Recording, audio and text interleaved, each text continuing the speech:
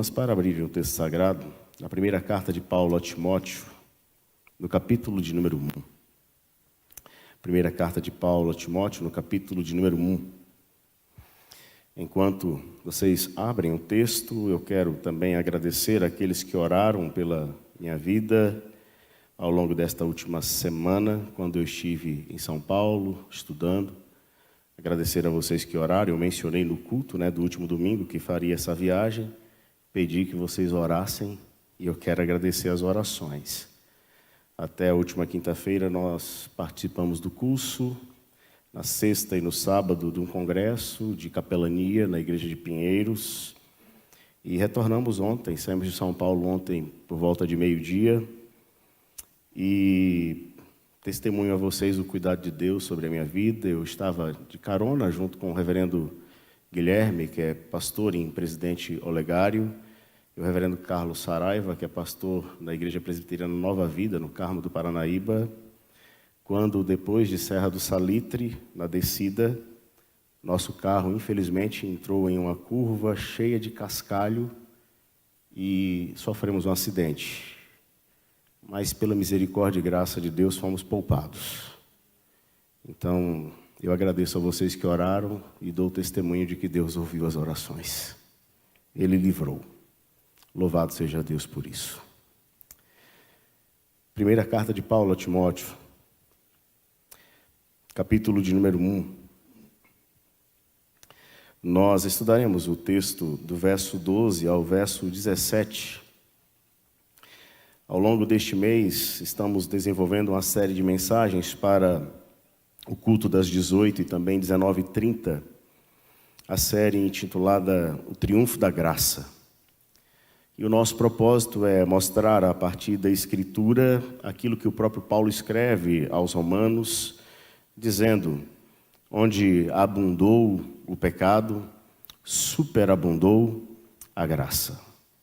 Eu vou pedir a ajuda de vocês nessa parte deste verso. Se vocês puderem completar, por favor, eu ficarei alegre e grato.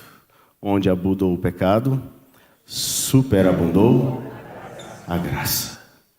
E é exatamente isso. A graça de Deus que superabundou sobre a nossa vida e a nossa história. O texto que nós vamos estudar agora nos faz pensar em algumas questões. Por exemplo, como que um homem de Deus, uma mulher alcançada pelo Senhor de toda a graça, deve considerar a sua vida? Como que eles devem avaliar os seus dias, tanto passados quanto presente e futuro? Qual que deve ser a interpretação da sua vida no que diz respeito ao propósito estabelecido por Deus? O que será que Deus requer de alguém que foi alcançado pela graça? Estas são perguntas que surgem ao nosso coração quando nós lemos o texto ou quando nós estudamos o texto que olharemos a partir de agora. Eu peço que você, por favor, acompanhe a leitura do texto sagrado. Verso 12. Sou grato para com aquele que me fortaleceu, Cristo Jesus, nosso Senhor, que me considerou fiel, designando-me para o ministério. A mim, que noutro tempo era blasfemo e perseguidor e insolente, mas obtive misericórdia, pois o fiz na ignorância, na incredulidade. Transbordou, porém, a graça de nosso Senhor com a fé e o amor que há em Cristo Jesus. Fiel é a palavra e digna de toda aceitação que Cristo Jesus veio ao mundo para salvar os pecadores, dos quais eu sou o principal. Mas por esta mesma razão me foi concedida misericórdia, para que em mim, o principal, evidenciasse Jesus Cristo a sua completa longanimidade e servisse eu de modelo a quantos hão de crer nele para a vida eterna. Assim, ao Rei eterno, imortal, invisível, Deus único, honra e glória, pelos séculos dos séculos. Amém. Vejamos então, meus queridos irmãos, aquilo que o apóstolo Paulo fala sobre a sua experiência ao ser alcançado pela graça. Nós podemos afirmar que esse texto nos mostra a vida do apóstolo Paulo como alguém alcançado pela graça. E aí, é claro, a maneira como ele interpreta a sua própria vida, uma vez que foi alcançado pela graça. Antes de adentrarmos naquilo que Paulo diz sobre si mesmo, permita perguntar: você se considera alguém alcançado pela graça ou alcançado pelo Deus de toda a graça? Você crê realmente que a graça do Senhor foi aplicada sobre a sua vida e que pela graça Deus operou no seu coração? Bom, se você respondeu positivamente à pergunta que eu acabei de fazer, permita-me fazer outra pergunta para você. Como então você interpreta a sua própria vida? Como então você interpreta os seus dias vividos e aqueles que ainda viverá? Como você interpreta o propósito da sua existência? Olhemos para aquilo que Paulo fala a respeito de si mesmo. Eu peço que, por gentileza, você mantenha a sua Bíblia aberta, pois eu lerei verso por verso novamente e farei algumas explicações de cada verso. O verso 12 diz assim, por favor, vamos ler juntos? Verso 12, leiamos. Sou grato para com aquele que me fortaleceu, Cristo Jesus, nosso Senhor, que me considerou fiel, designando-me para o ministério. Bom, o apóstolo Paulo começa no verso 12 expressando gratidão. E é bom a gente olhar isso logo no começo. Se estamos falando de alguém que entende que foi alcançado pela graça, ele então precisa olhar para aquele que não é ele mesmo, ou para aquele que está além dele mesmo, para aquele que outorgou a graça, ou para aquele que derramou a graça. Ao fazer isso, ele agradece pela graça que foi recebida. Então o verso está dizendo, eu sou grato para com aquele. A gratidão de Paulo é dirigida para outro, e esse outro, você e eu sabemos quem é, nós sabemos de quem se trata. O apóstolo Paulo está falando exatamente do Senhor da sua vida, do Senhor da sua história, daquele que um dia olhou para o próprio Paulo e decidiu trazê-lo para si, resgatá-lo. Então o apóstolo começa com essa palavra de gratidão ao Senhor. E aí no verso 12 ele vai mencionar o porquê que ele é grato. Olhe para o texto bíblico e você vai ver, se você pudesse marcar na sua Bíblia, você poderia marcar as letrinhas aí, A, B, C. Como assim, pastor? Veja, eu sou grato para com aquele que A, me fortaleceu, B, me considerou fiel, C, designando-me para o ministério. Então ele está pontuando diante daquele que o salvou motivos de gratidão. Motivos de gratidão. Se eu tenho consciência de que fui alcançado pela graça ou pelo Deus de toda graça e me volto para Ele para agradecer, eu quero falar com Ele agora sobre o que exatamente eu sou grato. E aí no verso 12 ele manifesta pelo menos 3 razões pelas quais o coração dele se enche de gratidão diante desse Deus. Então ele fala que me fortaleceu, Cristo Jesus, nosso Senhor, me considerou fiel, designando-me para o ministério. Talvez se fizéssemos a leitura do CBA, faríamos a leitura de um modo que estas coisas que estão ditas aqui se tornariam mais claras para nós. Bom, o apóstolo está agradecendo, C, pelo ministério. O que é ministério exatamente? Ministério aqui, queridos, é serviço. Ele está sendo grato àquele que pela graça o chamou para servir, para ministrar. E ministrar aqui é ser servo. Ser servo na mão de quem? O próprio verso está dizendo, na mão daquele que é Senhor, daquele que possui todas as coisas, inclusive a vida do próprio apóstolo.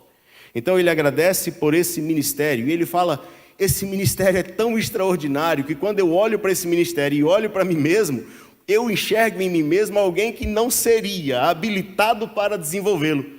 Mas Deus, pelas suas lentes da graça, Ele colocou as lentes da graça e olhou para mim e me considerou até mesmo apto, fiel, ou me considerou alguém digno para desenvolver. E aí, então, nós não podemos, de modo algum, atribuir ao apóstolo Paulo aspectos de mérito, no sentido de, olha, Deus considerou Paulo digno para desenvolver o ministério, porque Paulo, de fato, era um grande homem. Não!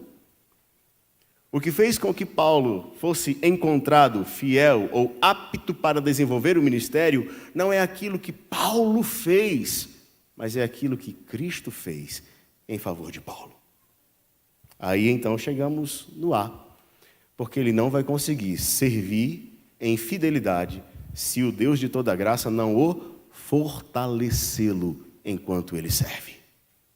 O Senhor que fortalece, o Senhor que nos conduz para a obra, é aquele que quer usar as nossas vidas em um serviço, para a glória não do apóstolo, não sua, não minha, mas para a glória daquele que graciosamente nos alcançou. O apóstolo começa então expressando essa gratidão diante do Senhor. Alguém que foi alcançado pela graça, precisa olhar para o Deus de toda a graça e enxergar na sua própria vida motivos de gratidão.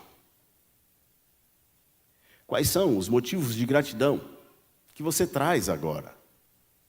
E aí, por favor, não me leve a mal. Eu não quero dizer que a sua casa, o seu carro, o seu trabalho, a sua empresa, não sejam razões razoáveis para agradecer. Claro que é.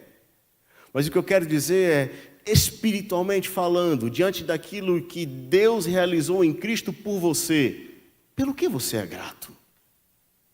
Você consegue enxergar também nesse Deus de toda graça, operando na sua vida, função, propósito, chamado? De que modo você tem servido? Você consegue enxergar o fortalecimento dele para que você sirva? Você consegue entender que a dignidade do serviço que você opera, que você faz, não procede de você mesmo, mas procede do Deus de toda graça que te habilita e capacita para fazê-lo? Por favor, não me leve a mal, mas quantos não são aqueles que estão ocupando cargos e posições, que estão desenvolvendo funções em empresas, em faculdades, em outros lugares, e enchem o coração de vaidade para pensar que estão ali por causa de si mesmos? Quantos não são aqueles ministros que estão em púlpitos pelo Brasil, achando que estão ali por causa de si mesmos? É pela graça. É tudo pela graça. Verso 13. Por favor, mais uma vez, leiamos juntos, a uma só voz. Leiamos. A mim que noutro tempo era blasfemo e perseguidor e insolente, mas obtive misericórdia, pois o fiz na ignorância e na incredulidade.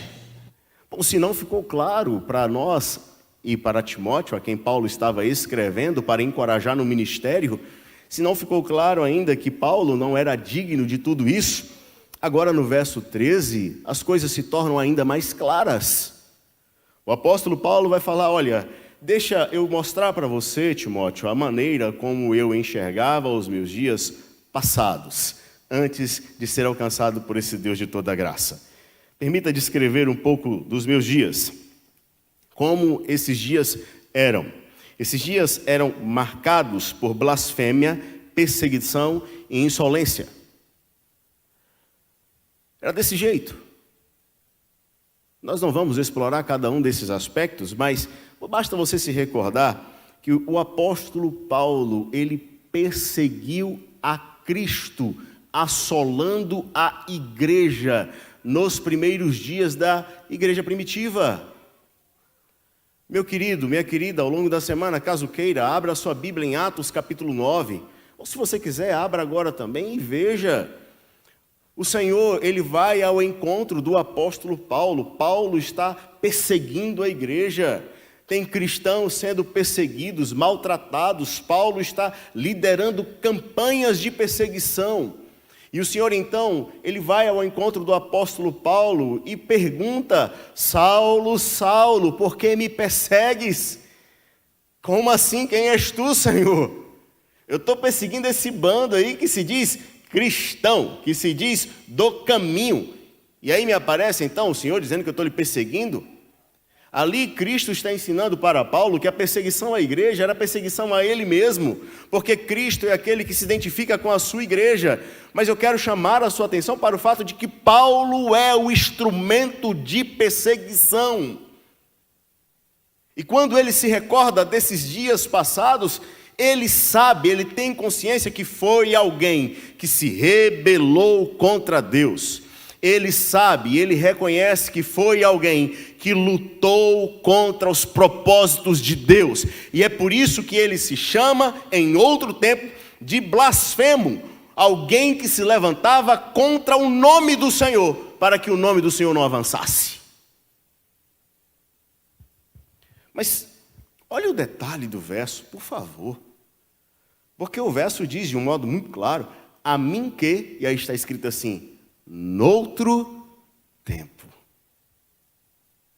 Noutro tempo. Como foi a sua vida noutro tempo? Você tem esse noutro tempo? Há na sua vida um noutro tempo?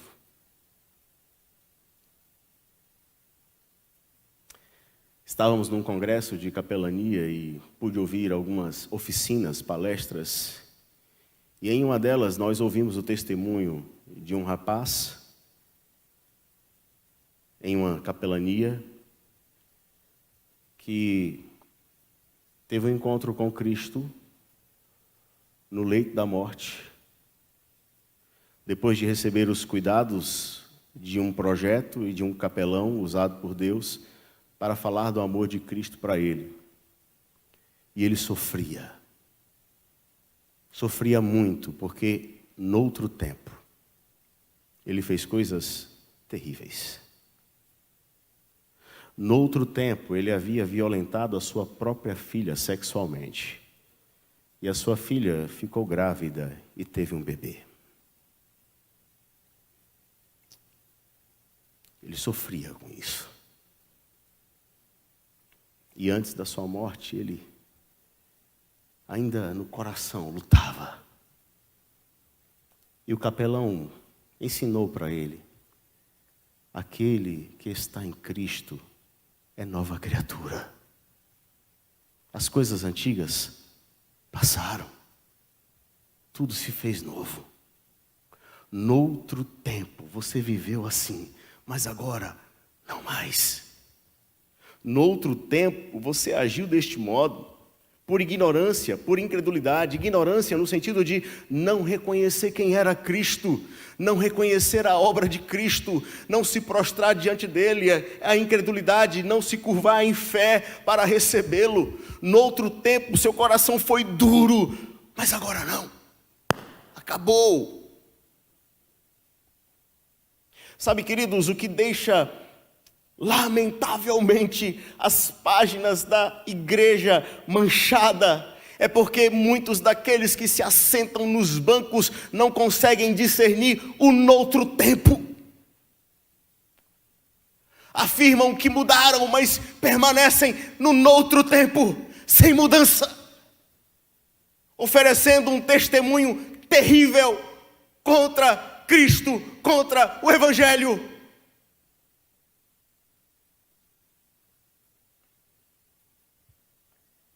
Por mais que o noutro tempo tenha sido terrivelmente assustador, olha o que acontece no verso 14.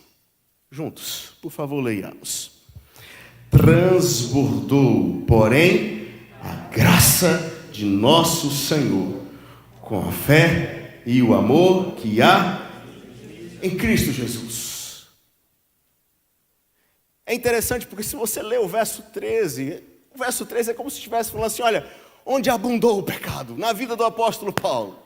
Onde nós encontramos abundância de pecado, blasfemo, perseguidor, insolente, ignorante, incrédulo. Onde abundou o pecado. Aí vem o verso 14 e fala assim, superabundou a graça. É o triunfo da graça.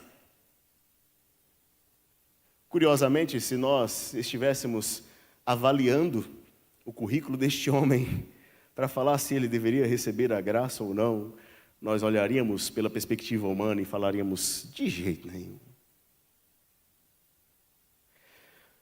Mas curiosamente, se fôssemos avaliar todo e qualquer currículo humano, o seu, o meu, o de Paulo, o deste homem que eu acabei de mencionar no testemunho que foi dado, todos nós receberíamos a mesma resposta, porque não há mérito em nossos currículos. É por isso que Paulo vai dizer que transborda a graça. Existe uma medida em que o pecado vem e assola o coração do homem, trazendo-lhe perversidade em seu tempo. Entretanto, esta medida não é uma medida que possa ultrapassar a medida da operação da graça. A graça se manifesta de um modo superabundante e transborda, ultrapassa os limites. E a graça então agora opera. E essa graça é exatamente esse agir de Deus, esse mover de Deus na direção daquele que é miserável, pecador, que merecia pelas suas próprias obras a condenação do inferno. Mas o Senhor se move ao encontro para resgatar. Transbordou, porém, a graça. E aí Paulo vai falar desta graça. E ele fala de nosso Senhor. Esse de nosso Senhor refere-se ao mesmo tempo da propriedade, pertence a Ele, mas refere-se também da procedência, procede dEle, vem dEle para nós, pertence a Ele, mas vem dEle para nós. E aí ele fala, essa graça vem acompanhada de coisas maravilhosas, de coisas extraordinárias, porque essa graça vem e traz fé, traz amor derramada sobre aquele que não merecia. Diante disso, olha só a convicção de Paulo. O verso 15 começa ele falando algo que é mais ou menos assim, prestem atenção no que eu vou falar. Diante do que eu disse até aqui, 12, 13, 14, prestem atenção no que eu vou falar agora. Porque isso que eu vou falar é muito sério. E aí então vem o verso 15. Mais uma vez, por favor, leia comigo. Fiel é a palavra e digna de toda aceitação, que Cristo Jesus veio ao mundo para salvar os pecadores, dos quais eu sou o principal. Paulo então chama a atenção agora para falar, olha, eu preciso mostrar para vocês que o que eu estou dizendo, Timóteo, presta atenção, isso que eu estou dizendo é o Evangelho. É o Evangelho. Essa palavra que deve ser anunciada, que deve ser proclamada, essa palavra que deve ser ensinada no contexto da igreja que você está. No capítulo 1, verso 3, dê uma olhada. Quando eu estava de viagem rumo da Macedônia, te roguei permanecesses ainda em Éfeso, para admoestares a certas pessoas, a fim de que não ensinem outra doutrina.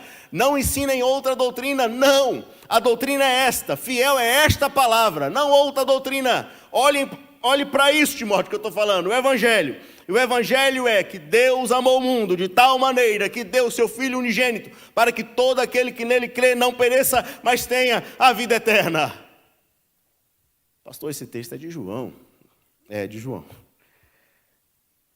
Mas dê uma olhada para o verso 15. Olha a semelhança. Fiel é a palavra e digna de toda aceitação. Cristo Jesus veio ao mundo para salvar o quê? pecadores. Eu fico me recordando quando os homens estavam questionando a dinâmica do Senhor Jesus e a metodologia de desenvolvimento do ministério do Senhor Jesus, quando ele fazia refeições com pecadores, com publicanos. E o Senhor Jesus é questionado, e o Senhor Jesus responde, está no Evangelho narrado por Marcos, e nos textos paralelos. Olha, os sãos não precisam de médicos, e sim os doentes. Eu não vim chamar justos, e sim injustos. Não é porque havia justos, todos eram injustos, mas alguns homens se consideravam justos a ponto de não necessitarem do Redentor, do Salvador. O mesmo acontece em nossos dias. Alguns homens não se consideram pecadores, ou seja, eles não reconhecem que falham, eles não reconhecem que erram, eles não reconhecem que se distanciam do Senhor. Se eles não reconhecem isso, como eles reconhecerão a necessidade que têm de salvação? Não haverá reconhecimento, permanecerão na ignorância, permanecerão na incredulidade. Todos aqueles que não olham para si mesmos e não reconhecem que são pecadores. E aí Paulo fala assim, eu não tenho problema de reconhecer que sou pecadores. Aliás, deixa eu falar uma coisa para você, Timóteo, e para aqueles que vão tomar conhecimento do que eu estou escrevendo. Imagine uma fila de pecadores, onde os primeiros da fila são dados como aqueles que cometeram pecados mais terríveis. Você consegue imaginar isso, Timóteo?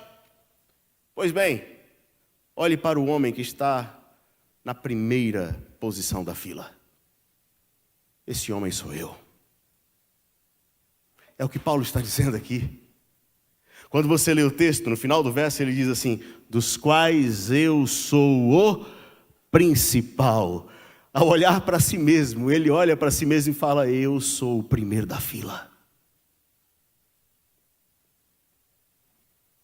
Isso é interessante, né? Porque nós que recebemos a salvação pela graça em Cristo, corremos o risco de olhar para nós mesmos e deixarmos de enxergar que somos falhos. Deixa eu falar algo para você que é muito grave. Existe uma tendência no nosso coração de supervalorizar o erro do outro e reduzir os nossos próprios erros.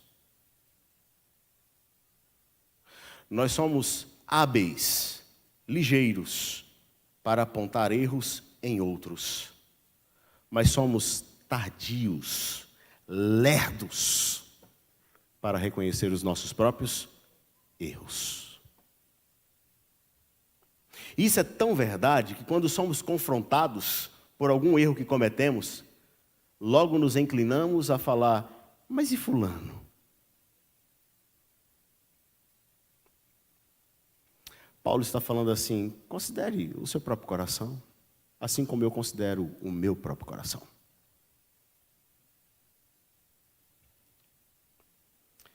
Verso 16, por favor, juntos, leiamos.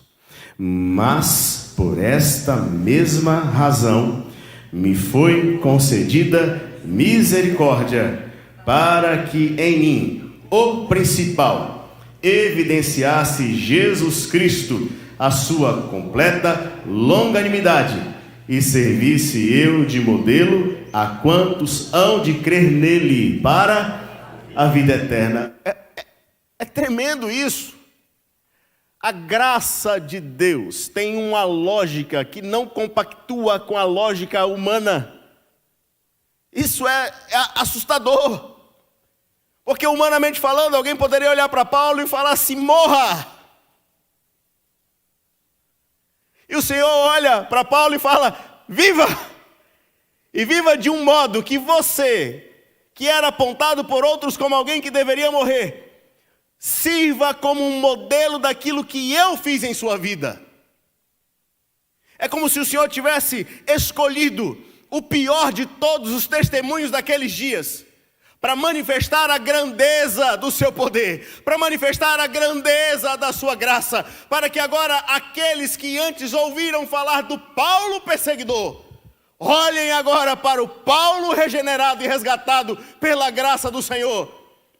E ao olhar para esse Paulo, enxerguem o Deus de toda a glória. Você se recorda quando o Senhor ordena que Ananias vá orar com Paulo? Você se recorda? Se não, deixa eu refrescar a sua memória. Ananias vira e fala assim: Senhor, o senhor está certo disso? Eu estou ouvindo algumas histórias desse tal de Saulo. Olha, ele está fazendo umas coisas aí que terrível. O senhor que me mandar para lá. Eu ouvi dizer que ele está assim, até perseguindo cristãos, autorizando mortes. O senhor se lembra que eu sou cristão, né, Senhor? E é para eu ir para lá. E o Senhor vira e fala assim para Ananias: vai, porque ele é para mim um vaso escolhido para manifestar o meu nome entre os gentios. E eu lhe mostrarei o quanto importa sofrer por causa do meu nome. Vai lá, Ananias. Ananias vai. E quando Ananias chega para falar com Saulo, você se recorda como é que ele chega? Pois muito provavelmente, imaginando eu, não está escrito no texto bíblico, imagino que ele vai ali meio trêmulo, né, com medo, e aí as palavras dele estão assim, escritas no texto bíblico. Então, para aliviar a barra, para poder preparar o terreno, Ananias chega assim: Saulo, irmão, irmão, é desse jeito. Saulo, irmão?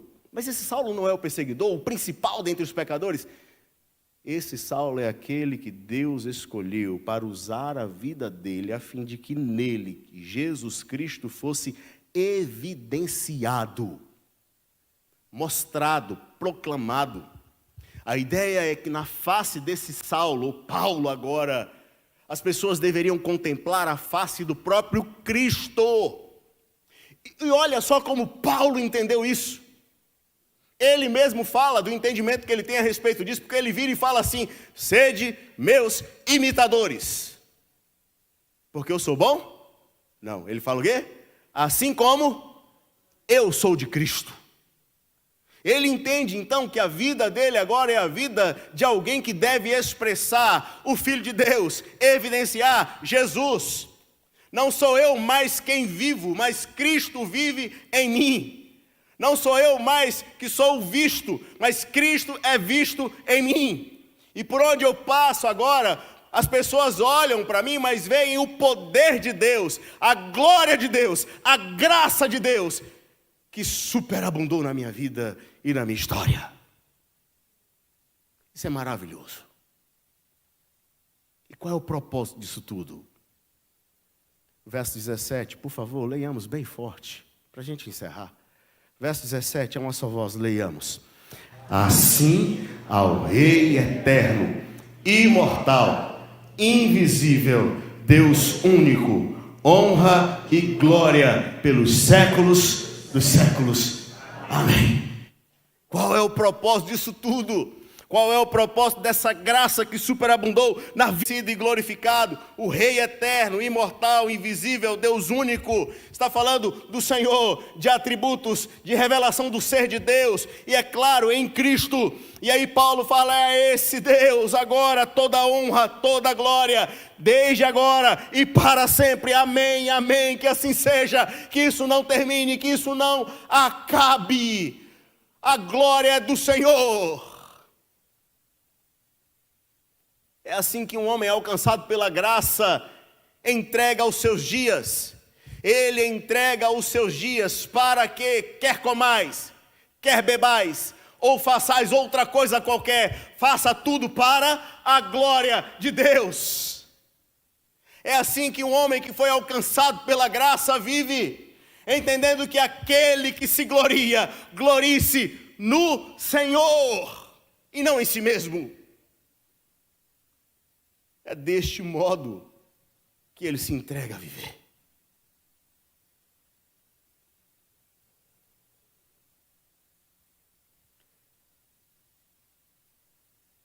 O apóstolo Paulo, queridos, um homem alcançado pela graça, tem uma correta percepção de si mesmo. tem uma correta percepção dos seus dias vividos e que ainda viveria, e tem uma correta percepção do propósito da sua existência. Com você e comigo não pode ser diferente. Não pode. Por isso, em nome de Jesus, você que foi alcançado pela graça, renda graças. Agradeça. Agradeça por aquilo que o Senhor derramou sobre a sua vida. Você que foi alcançado pela graça, olhe para os seus dias passados e saiba, tenha plena convicção que foram dias vividos distante do Senhor, com um coração incrédulo, ignorante, rebelde. Mas, naquele desastre que o pecado provocou, a graça superabundou, verso 14. E você, pela graça, foi resgatado. E ainda que você seja considerado como Paulo, o principal dos pecadores, o Senhor de toda graça decidiu resgatá-lo para que na sua vida a face dele fosse manifestada no meio dos homens. E é por isso que você não pode viver de um outro modo que não seja para a glória de Deus.